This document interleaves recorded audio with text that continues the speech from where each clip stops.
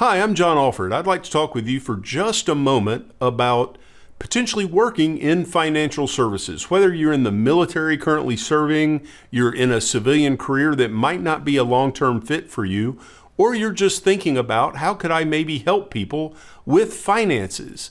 And want to talk to you about the ability to take a test drive of being in financial services without necessarily having to make an all or nothing commitment like some firms require you to.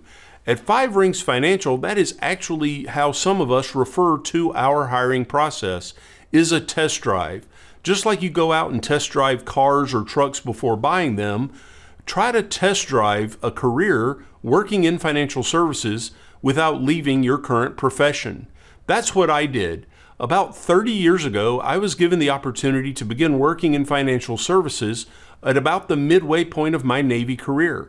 I decided the Navy was a great fit for me. I still work in defense contracting, but because Five Rings Financial allows me to be a part-time member of the team, I can still help people with financial education and safe products like the smartphones of life insurance called Living Benefits Life Insurance, and accounts that go up and sideways, but I can do that while continuing my profession as I build a business that someday may become my full-time profession.